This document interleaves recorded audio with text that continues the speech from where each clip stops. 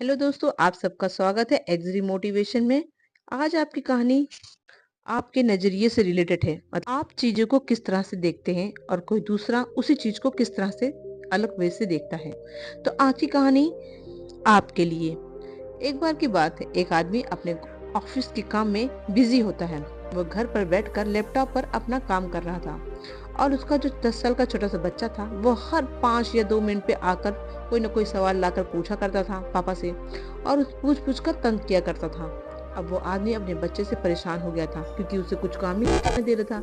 पापा ये, पापा वो, पापा ये कैसे होता है, मतलब कि हमेशा जिसे आप काम करने बैठो और आपको बार बार कोई तंग करे तो आप क्या करते हैं। बस वही उनके पापा ने किया।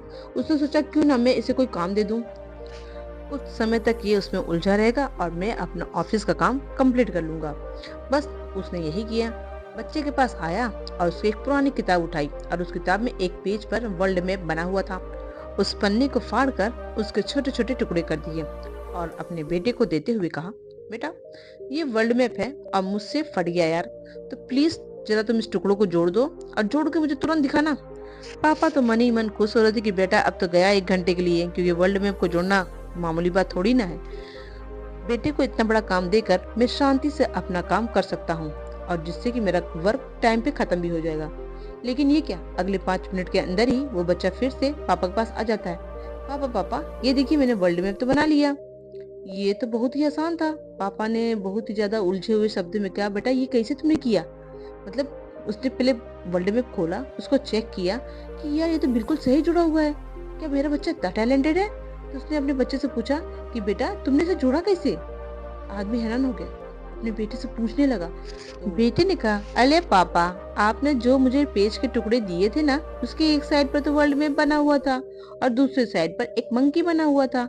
मैं मंकी को जोड़ता गया और वर्ल्ड मैप अपने आप बन गया। दोस्तों, उसके पापा ने तो वर्ल्ड मैप दिया था जो कि बहुत ही हार्ड था, और हाँ सही बात है वो इतने जल्दी बनने वाला भी नहीं था। और दूसरी तरफ वही उस बच्चे ने उस वर्ल्ड मैप को बहुत आसानी से जोड़ दिया।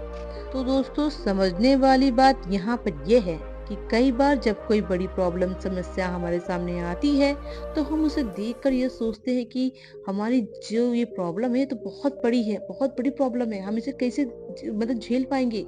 हमारी जो परेशानी है वो बहुत बड़ी है, वो इतनी आसानी से हल नहीं हो सकती। हम उसका सिर्फ एक पहलू दें और अपना एक पॉइंट ऑफ व्यू बना लेते हैं, जबकि उसका दूसरा पहलू भी हो सकता है जहां से उसका हल बहुत ही आसानी से निकाला जा सकता है। इसलिए जिंदगी में जब भी कोई बड़ी प्रॉब्लम या दुविधा आए तो उसके हर पहलू को देखकर उसे सॉल्व करने की कोशिश हमें करनी चाहिए। क्योंकि दोस्तों, प्रॉब्लम चाहे कितने भी बड़ी क्यों ना हो, सोल्यूशन तो उसका होता ही है।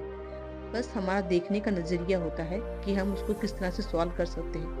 उसमें हम फंस के उलझ के परेशान होंगे या उसको सुलझाने की कोशिश करेंगे। चलिए मिलते हैं एक अगली कहानी के साथ। तब तक के लिए आप निरंतर अभ्यास और पढ़ाई अपनी करते रहें। तब तक के लिए नमस्कार।